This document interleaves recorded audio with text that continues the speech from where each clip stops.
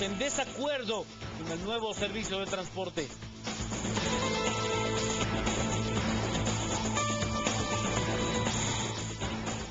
Según investigación del CIEN, los pactos colectivos que el gobierno firma con los sindicatos provocan problemas en las finanzas del Estado y desmejoran los servicios públicos.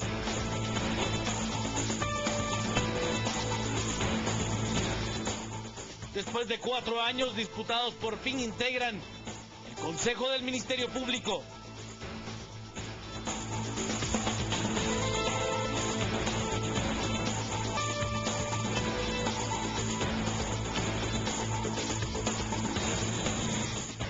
Y en Brasil, el gobierno de la presidenta Dilma Rousseff promete atender demandas sociales, esto con el fin de poner un ultimátum a las protestas que amenazan la Copa del Mundo.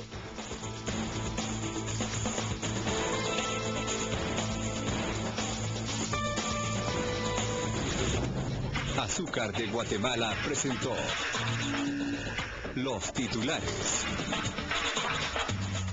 ¿Sabe usted? Por medio de varios allanamientos en distintas partes del país, las fuerzas de seguridad lograron la captura de 3 personas a quienes se les acusa de estar implicados en el asesinato del investigador del caso de la antropóloga Mirna Mac. Las fuerzas de seguridad capturaron a Julio David López Aguilar, de 50 años, José Miguel González Grijalva, de 49, y Alberto Encarnación Barrios Rabanales, señalados del delito contra deberes de la humanidad, pues habrían asesinado al investigador de homicidio de la extinta Policía Nacional, José Miguel Mérida Escobar, quien descubrió a altos mandos del ejército implicados en el asesinato de la antropóloga Mirna Mac. Creemos de que hay una concatenación, digamos, en los dos crímenes. Igualmente a José Miguel Mérida Escobar lo asesinan igualmente por el caso, porque él había investigado y había sido una persona pues que tenía de alguna manera bastante información que pudiera comprometer, digamos, las investigaciones. Los señalados, según el fiscal del Ministerio Público, no contentos con asesinar al investigador, secuestraron y torturaron a 2 personas para que se declararan culpables del asesinato y posteriormente los desaparecieron.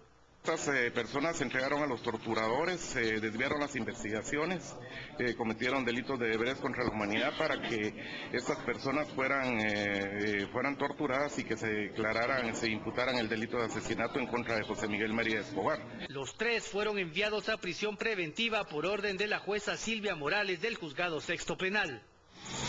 Le presentamos una remembranza del caso del asesinato de la antropóloga Mirna Mac, esto en 1990. Hace 20 años, en este preciso lugar, murió la antropóloga Mirna Mac a causa de 27 puñaladas. La antropóloga llevaba 15 días de ser vigilada por miembros del Estado Mayor Presidencial.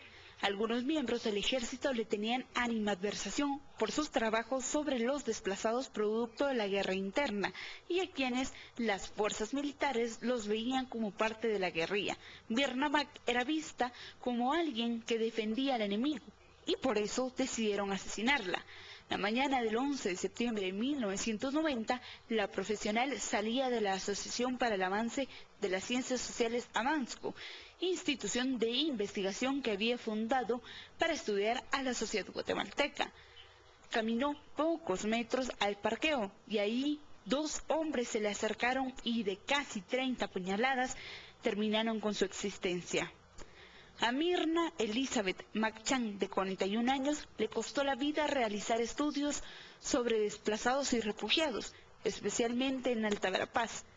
El único objetivo era visibilizar a aquellos que eran despojados de sus hogares y no les permitían regresar a sus lugares de pertenencia. Y siempre hablando del caso del asesinato de la antropóloga Mirna Mac, he de contarle que el jefe de la sección de homicidios de la desaparecida Policía Nacional Civil, Policía Nacional, Luis Mérida Escobar, la Fundación Mirna Mac, ha dado a conocer que estaría solicitando al Juzgado Sexto de Instancia Penal adherirse al caso como creyente adhesivo en el proceso legal para que se termine de esclarecer el caso de la antropóloga. Que en casos, digamos, relacionados a delitos que se cometieron durante el conflicto armado interno, los casos cierto es que han llevado, digamos, una lentitud, por así decirlo, en el sistema de justicia en cuanto a su proceso, en cuanto a su investigación y procesamiento. Pero que la Fundación lo ve con buenos ojos que al menos ahora se esté haciendo este tipo de capturas vinculadas a presuntos implicados con el asesinato de Luis Mérida Escobar. Ese es nuestro objetivo, nuestra intención. Obviamente eso lo tenemos que solicitar ante el organismo judicial, que es lo que ya estamos haciendo en este momento, para podernos constituir como parte del caso, ¿verdad? En este caso de querellantes adhesivos. Esperamos que se llegue a su buen juicio, digamos, el procesamiento del caso como tal, y que se apegue al debido proceso, ¿verdad? De acuerdo a nuestra normativa jurídica, y que se determine la vinculación o no de los que ya están ahora siendo procesados, en cuanto a determinar si hubo o no participación por parte de ellos en el asesinato de Luis Mérida Escobar. Efectivos del Ejército de Guatemala realizaron patrullajes en apoyo a la Fuerza de Tarea Maya en la zona 18, esto en resguardo de las unidades del transurbano.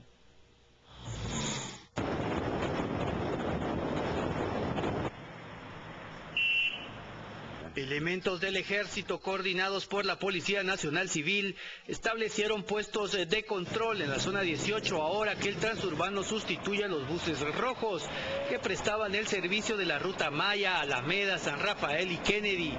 El objetivo es evitar problemas como los sucedidos el último fin de semana, cuando 2 buses de SIGA fueron atacados a balazos y 3 personas resultaron heridas. Hay operaciones de puestos de registro. Los puestos de registro se convierten en puestos de registro móviles para no presentar una situación similar en el transcurso del día y generar ciertas situaciones que no puedan las personas que quieran delinquir tener el parámetro de dónde andamos y qué estamos haciendo.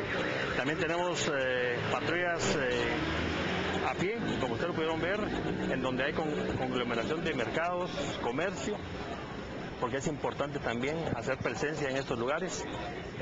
Tenemos en este lugar lo que es abordaje de buses. El abordaje de buses es una patrulla compuesta por elementos de seguridad ciudadana y Policía Nacional Civil que abordan los buses con todo el debido respeto tanto para el conductor como para los que ocupan este medio de transporte, y dentro del bus hacemos registro de personas también que tengan algún tipo de sospecha o que vayan armados. Si tienen su licencia no hay ningún problema, y si no, hacemos las capturas dentro del bus también. Pero la llegada del transurbano no ha sido del agrado para todos los vecinos de la colonia Maya.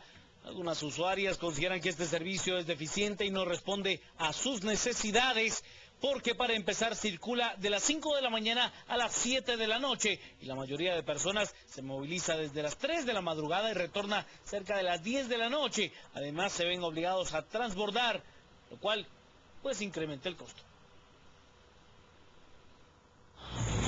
Que el alcalde se ponga la mano en la conciencia, que piense en la gente, que necesitamos un mejor transporte, pero así un menos robo, porque es lo que hace robarle al pueblo. Estamos pagando dinero de nuestra casa para Metro Norte, de Metro Norte al centro y del centro más para arriba. Eso es un gran robo, y la gente que tiene hijos trabajando también les están robando, y es más el gasto. Se trata de mejorar el transporte, mejorar a la gente, no empeorar a la gente. De que sí nos afecta, ¿verdad? Porque uno no tiene la tarjeta para circular estos buses, ¿verdad?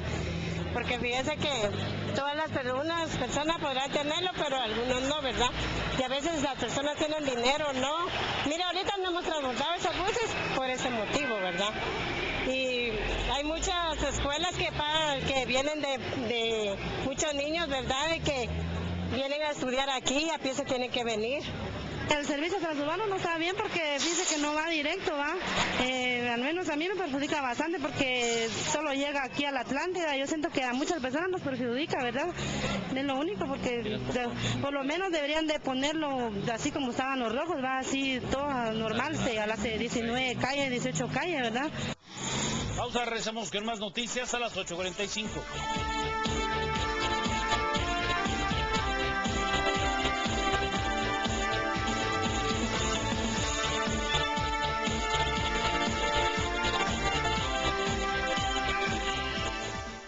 Con las noticias más importantes del día, he de contarle que un estudio elaborado por el Centro de Investigaciones Económicas Nacionales, CIEN, da a conocer pues que hay peligros en cuanto a las firmas de los pactos colectivos de condiciones laborales que el gobierno central ha firmado con algunos sindicatos.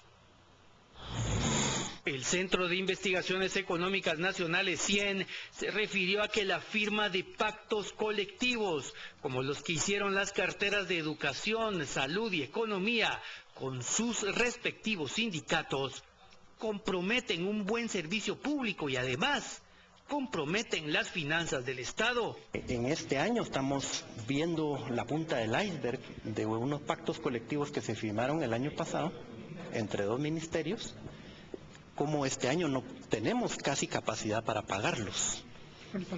Ese es el Ministerio de Educación y el Ministerio de Salud, que son 1.500 millones de quetzales solo para este año y los años sucesivos. O sea que si este año no podemos casi honrar esa obligación, ¿qué va a pasar en los subsiguientes? Eso es cuando un pacto colectivo se firma fuera de las proporciones que deben de firmarse. También en los pactos colectivos hemos visto cómo las instituciones se comprometen, porque hemos tenido, por ejemplo, casos donde un fuerte número de los del sindicato no laboran. Tenemos, por ejemplo, el caso del Ministerio de Economía, que casi 30 personas trabajan solo 4 días al mes. Y eso lo que pasa es que los contribuyentes tenemos que pagar por ese salario que no están trabajando. Tenemos que pagar quien los sustituya. Hemos visto que van aumentando en el número de vacaciones, en el número de licencias. Por ejemplo, el caso del Ministerio de Economía Regreso, que bajaron la jornada de 8 horas a 7. Quiere decir que la eficiencia de ese ministerio bajó. Sigamos con las noticias. ¿Sabe usted? La izquierda guatemalteca ya tiene candidato a la presidencia. Se trata del ambientalista Yuri Melini. Unido jamás será vencido. El pueblo unido jamás será vencido. La izquierda ya tiene su candidato presidencial. Los partidos URNG y WINAC presentaron al ecologista Yuri Melini como su opción para llegar a gobernar el país. Melini pasa de defender intereses ambientales a defender intereses políticos, aunque lo niega. Yo no me estoy lanzando a la política, ¿verdad? Yo estoy haciendo un encuentro a una demanda de las bases de dos partidos políticos, el movimiento político WINAC y la Unidad Revolucionaria Nacional Guatemalteca, quienes me han invitado a que asuma este reto. Cuando se le preguntó qué ofrece, su respuesta fue nada. Yuri Melini no ofrece nada. Este es un planteamiento colectivo, orgánico, planteado desde la agenda propia de los movimientos sociales, de los partidos políticos y las necesidades leídas del país que son incuestionables. Luego de 4 años, por fin los diputados al Congreso de la República conformaron el Consejo del Ministerio Público. 4 años tuvieron que pasar para que el Consejo del Ministerio Público quedara integrado. Los congresistas eligieron al ex viceministro de Gobernación Julio Rivera Clavería, al actual fiscal contra el crimen organizado Ronnie López y a Edgar Enrique Lemus Orellana, todos con 87 votos a favor. El Consejo del MP es el órgano asesor del fiscal del Ministerio Público y entre sus funciones se encuentran el nombramiento de personal del área de fiscalía y la determinación de la sede y ámbito territorial de las fiscalías distritales. Con el nombramiento ahora se podrán tomar decisiones de despido de fiscales y auxiliares fiscales a quienes no se les podía destituir, pues solo el Consejo lo puede hacer. Algunos de estos trabajadores llevan meses recibiendo sueldos sin trabajar. Este segmento ¿Qué tal, amigos televidentes? Buenas noches, un martes más a las 8:45. Dos temas de actualidad que tenemos para ustedes y con los invitados que hay en el estudio vamos a comentarlos y a ver si le generamos algunas ideas o inquietudes al respecto.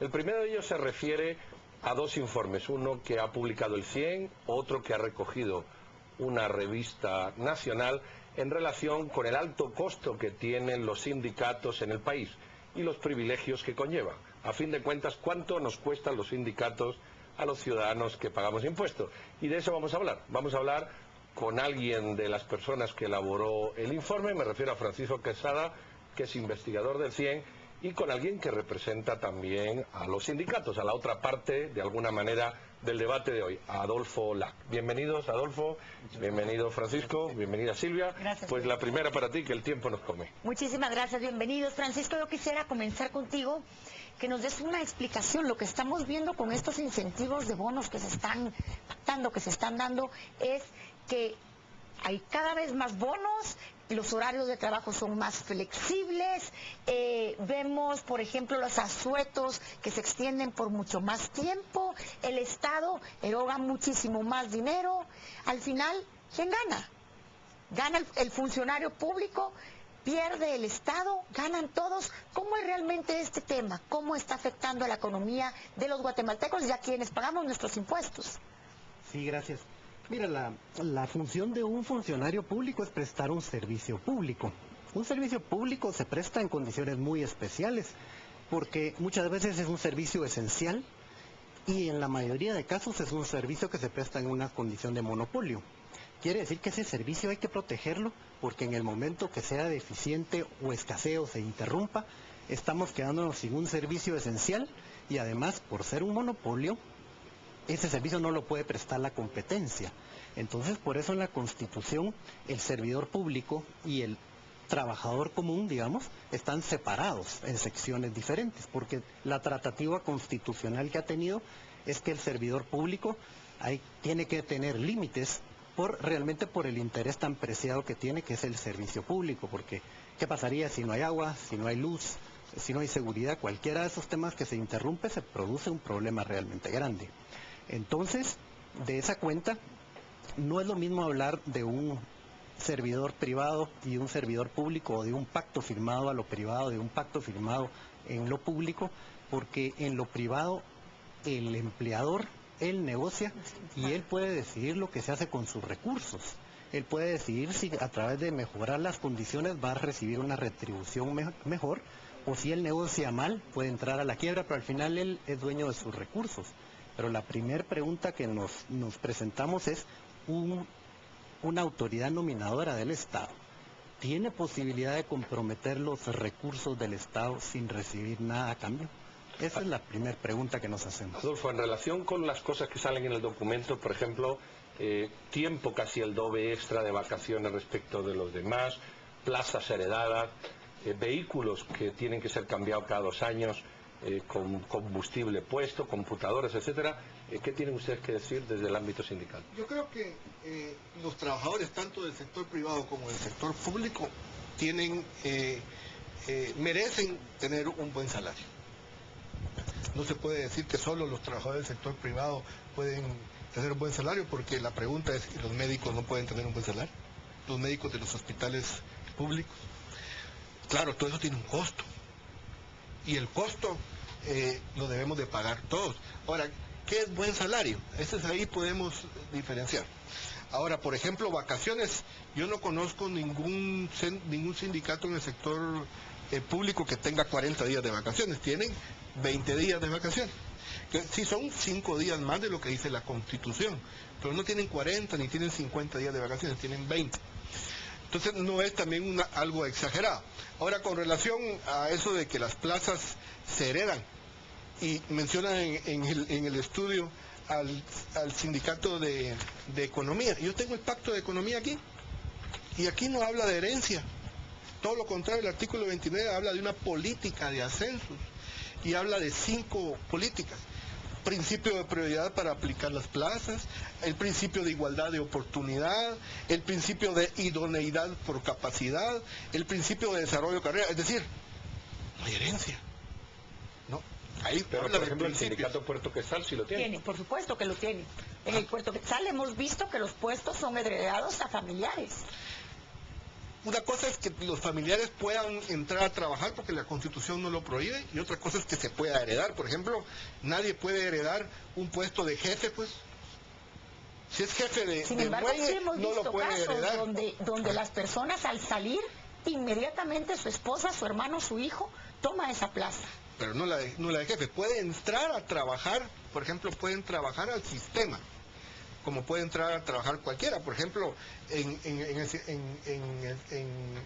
salud pública o en educación, hay familias completas trabajando, pero uno trabaja en la escuela tal, otro trabaja en la escuela tal, y entraron al sistema aplicando la ley. Pero la pregunta es, ¿por qué privilegia al familiar de alguien que trabaja, y yo, por ejemplo, que estoy fuera y pago mis impuestos igual que él, no compito en igualdad de condiciones? ¿Por qué ese privilegio? Tiene derecho de competir, porque según lo que yo tengo aquí en mis manos dice principio de igualdad de oportunidad, entonces existe también la oportunidad. Lo que ocurre, ya he oído yo esto, que la herencia, no existe herencia, no se puede heredar, es ilegal heredar una plaza, ¿verdad? Es ilegal. Es más, yo lo pondría así: si en algún pacto se negoció, algo que dudo, pero se negoció la herencia, el responsable es el ministro, o el responsable es el gerente, no es el sindicalista. Ahora, ¿por qué razón? Porque el sindicalista pide, plantea, negocia, y la otra parte dice, hasta aquí puedo y hasta aquí no puedo. Ahora yo le quisiera preguntar, por ejemplo, en el caso del legislativo, ¿es legítimo que exista un bono navideño, que exista un bono para sustituir la canasta navideña que se tenía, un bono de 15,000 quetzales para celebrar el convivio? Es legítimo que nosotros, quienes pagamos los impuestos, estemos manteniendo este tipo de actividades y de bonos adentro, por ejemplo, del Congreso, por mencionar un caso. Bueno, yo no conozco muy bien el asunto del Congreso, pero por ejemplo lo que veo aquí, dice la amenaza financiera de los pactos colectivos. Pacto colectivo de Mineco, bono navideño de 400 quetzales al año. Yo no creo que 400 quetzales al año ponga en peligro al Estado, al año, no 400 quetzales mensuales, sino que 400 quetzales al año. O un bono complementario. El de 800. Cuando usted lo suma, la sumatoria hace millones. El tema es los millones que se están erogando, claro, cuando hay necesidades básicas. Siempre van a haber necesidades básicas, pero una necesidad básica también es que los trabajadores devengan adecuadamente. Por ejemplo, yo veo en el sector salud, o mejor hablemos en el sector de los maestros, que los propios trabajadores, los propios maestros, de su bolsa, compran papel, compran tiza para dar clases. Eso no se explica. Pero, ¿por qué razón? Porque el Estado no cumple. Sí, pero vamos a ver, ¿es concebible, por ejemplo, que yo tenga que pagar un vehículo a los miembros del sindicato? ¿Por qué los miembros del sindicato con sus cuotas no pagan sus propios vehículos? Porque hay pactos en los que yo le tengo que pagar, y ese dinero podría ir precisamente al papel que está diciendo. ¿Cuáles son los, no sé si denominarles, los extras que ustedes han detectado en el informe? Sí, gracias. Yo comprendo la postura de Adolfo, porque hay temas que son lógicos, que va a mejorar el servicio público con determinada cobertura y estabilidad que se le dé al trabajador.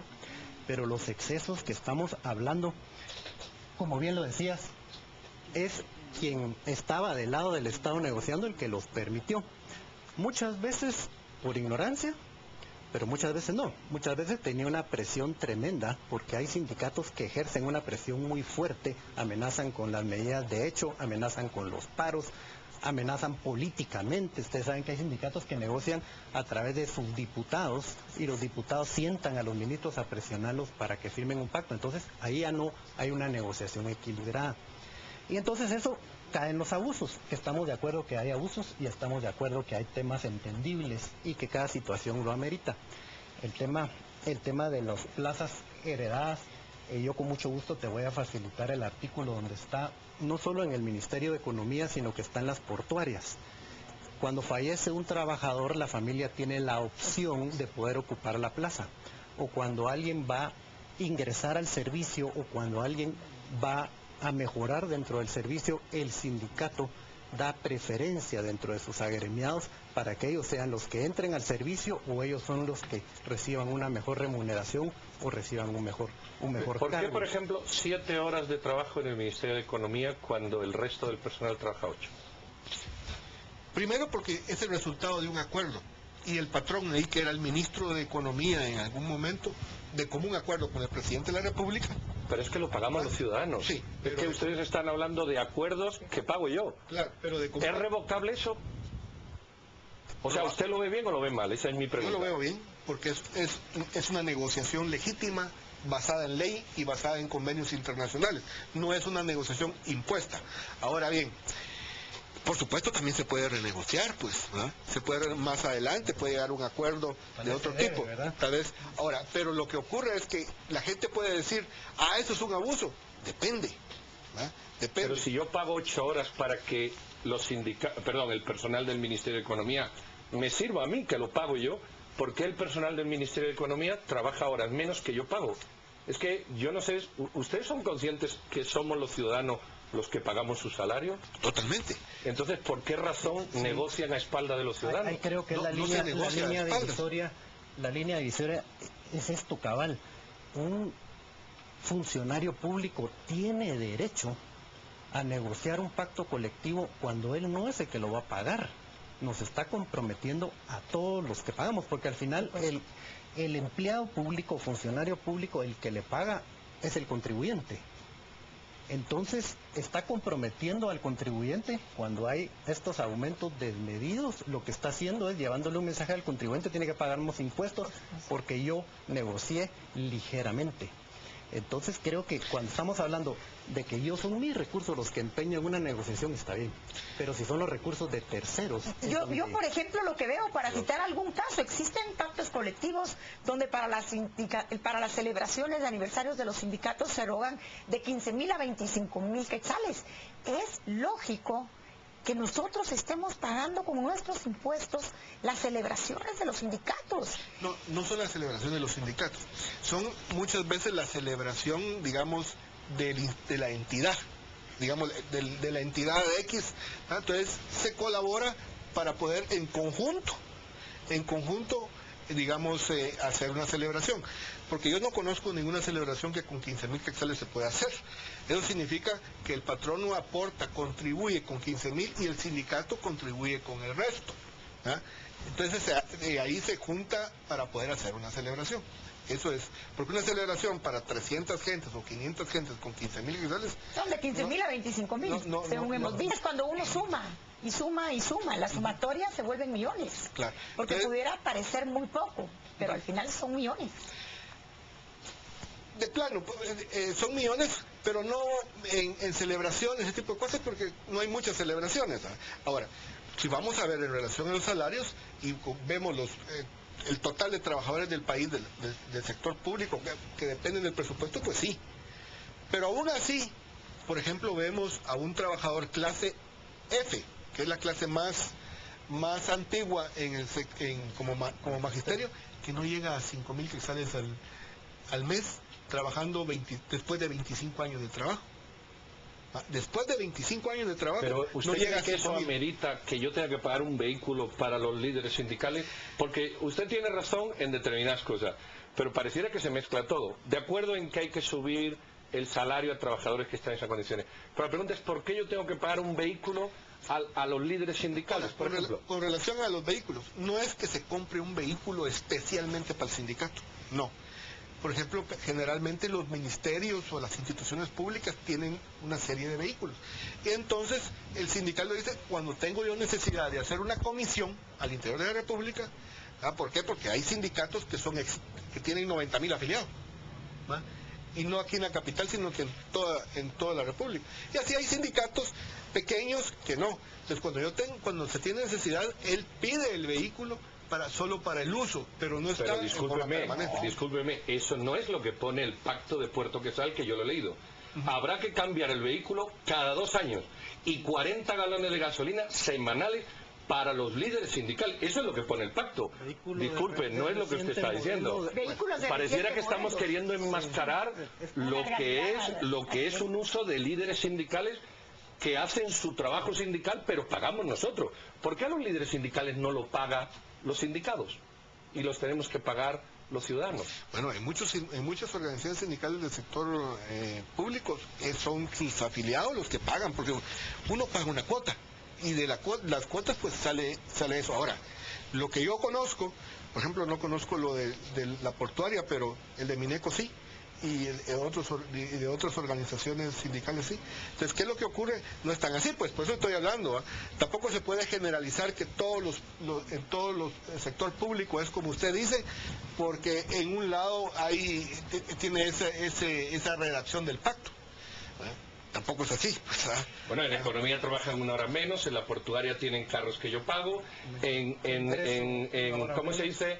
Hay maestros que les pago yo y no enseñan a los niños porque se dedican a dirigir los sindicatos. Es decir, bueno, si vamos a cifras, pero hay ejemplo, millones que no se ejecutan en la función pública, que creo que es el punto del 100. El organismo ejecutivo tiene 15 pactos y el Ministerio de Trabajo tiene 62 convenios laborales. Yo no sé si 100 ha podido cuantificar en términos económicos. ¿Cuánto significa esto para los guatemaltecos? Mira, es un poco difícil. Solo quería tu punto. Sí, tenés razón, no podemos generalizar. Y nosotros insistimos en buscar pactos, analizarlos y sí establecer donde se cometen abusos, y hay pactos que no se cometen abusos. Hay pactos muy lógicos, ¿verdad? Muy proporcionados, pero para separar una cosa del otro. Pero sí, es difícil cuantificar el tema porque muchos pactos hablan de porcentajes. Entonces habría que ir separando el tema de porcentajes. Muchos pactos tienen costos tal vez no directamente financieros, porque el hecho de que cada día trabajen menos, lo que significa es que cada día hay menor rendimiento, o bien hay que contratar más personas para que cubran ese trabajo. Por ejemplo, el Ministerio de Economía, para que hablemos de un tema que conocemos, 25 o 30 personas tienen licencia para no laborar 16 días al mes, 16 días hábiles, lo que significa que si son 20 días hábiles, 4 días laboran al mes. Creo que en una institución como el Ministerio de Economía de 350 trabajadores es realmente desproporcionado la cantidad de personas que no laboran. El Ministerio de Economía, por ejemplo, la celebración del aniversario del sindicato y la celebración del aniversario del Ministerio de Economía son 5 días de actividades. Quiere decir que pueden suspender 10 días hábiles en el año para celebrarlo, y con la obligación de que se paguen estos temas. O sea que todos tenemos que pagar esa celebración o actividad, habla de actividades culturales, deportivas, etcétera, pero no hay trabajo. Hay una pregunta en Facebook que no quiero dejar, y es la permanencia de los líderes sindicales. Líderes sindicales que llevan por años, cuando el país está cuestionando si se reelige presidente, si eso es mucho tiempo, ¿por qué esos liderazgos tan extensos, tan extendidos, tan prolongados de algunos de ustedes que, bueno, yo no sé su caso, pero hay otros que llevan muchísimos años? Claro, lo que ocurre es que hay sindicatos de todo tipo, ¿eh? Por ejemplo, hay sindicatos pequeños donde hay una relación muy estrecha de algunos dirigentes sindicales con la base, entonces se ganan, digamos, el favor. Y votan por ellos porque resuelven los problemas, porque por eso está el sindicato, para mejorar las condiciones y resolverle los problemas que tienen los trabajadores. Hay otros sindicatos que son muy grandes, que tienen 90.000 afiliados, 20.000 afiliados en todo el país, entonces tienen otro tipo de estructura. Y ningún dirigente sindical va a seguir siendo dirigente sindical si no le resuelve los problemas a los trabajadores. Así es simple. Es igual como un partido político no va a ser reelecto si no le resuelve los problemas al país, ¿verdad? O a los ciudadanos. Por eso es que ningún partido político ha sido reelecto hasta el día de hoy. No sé el año que viene qué va a pasar, pero hasta el día de hoy ninguno. ¿Por qué? Porque no le resuelve los problemas. En el movimiento sindical hay una enorme cantidad de dirigentes sindicales, una buena cantidad de dirigentes sindicales que han sido reelectos por mucho tiempo porque sus trabajadores, los afiliados, consideran que sí les resuelven los problemas. Hay otro asunto, por ejemplo, cada 2 años un dirigente sindical pone sobre la mesa su elección, ¿ah? Su plaza, su cargo, su secretaría, y puede ser reelecto en la misma secretaría o en otra. Entonces eso es lo que hay que ver también, ¿ya? No se puede imponer, no se pueden comprar votos, no se puede jalar gente para que vaya a votar, porque eso no ocurre, ¿eh? para poder jalar gente necesitan millones de quetzales. Eso solo lo pueden hacer los partidos políticos con el dinero de los que los financian. Caso de los sindicatos, pues son elecciones normales y comunes y corrientes, donde por papeleta o levantando la mano se puede ganar una elección. Bueno, estamos en tiempo. Adolfo, ¿usted cuánto tiempo lleva de los sindicatos? 25 años. 25 años. Pues muchísimas gracias. Es que el tiempo nos lo pasamos. Francisco por la investigación, Adolfo por las explicaciones, y ustedes pues saquen sus conclusiones, lean los informes, atiendan lo que deban, y esto es un programa de debate para que cada cual saque lo que cada cual entienda. No se vayan, que vamos a volver con otro tema.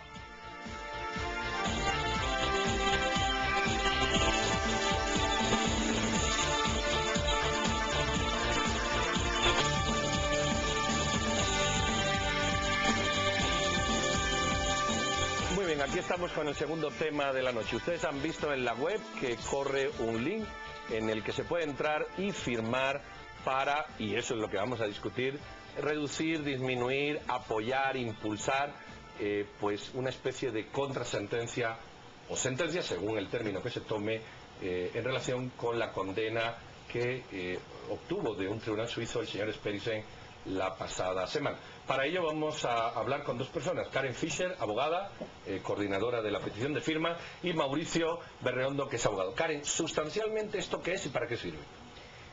Bueno, varios guatemaltecos, yo creo que en su mayoría son raras las excepciones que hemos visto personas opinar en contra de realmente de lo que está pasando.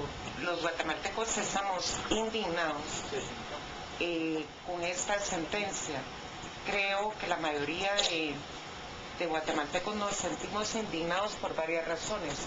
Uno, porque yo creo que ya la justicia internacional,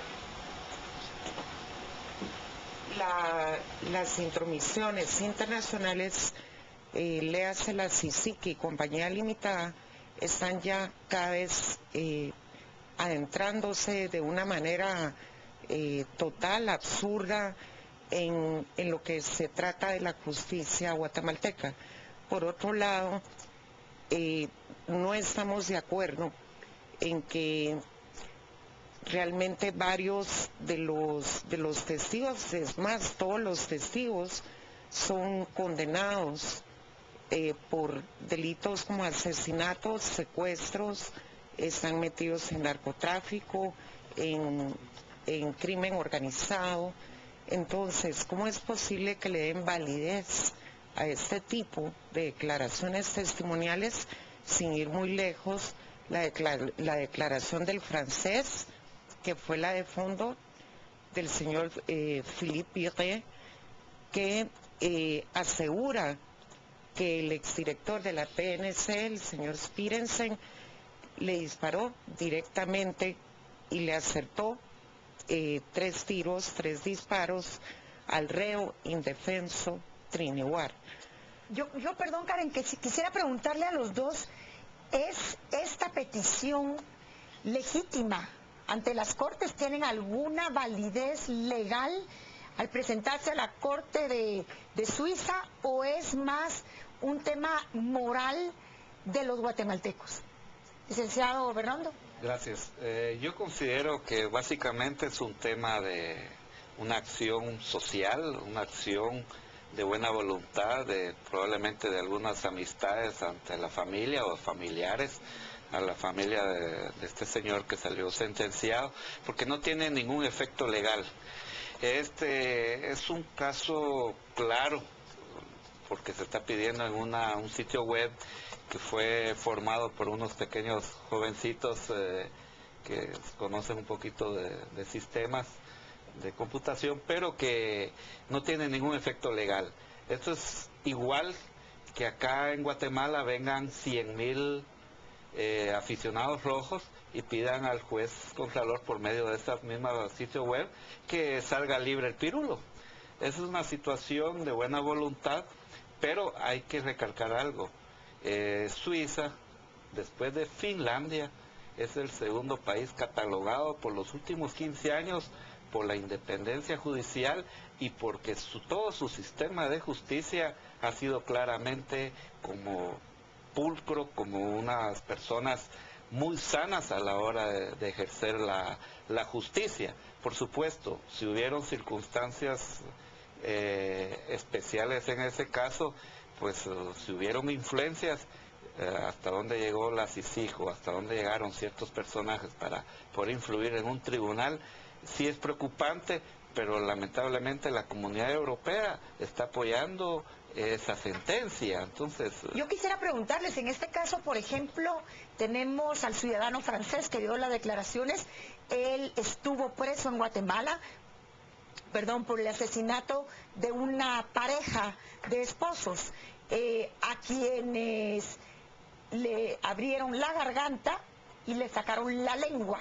Eso es exactamente el delito que tiene este francés, a quien la corte escuchó y cuyo testimonio fue validado.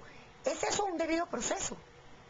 Efectivamente, es una de las partes que abarca nuestra carta, que como bien decía el licenciado, probablemente no tenga ningún efecto legal, pero nosotros los guatemaltecos ya estamos cansados de que nos digan dentro, fuera, qué tenemos que hacer, de tener a este tipo que para mí es una lacra.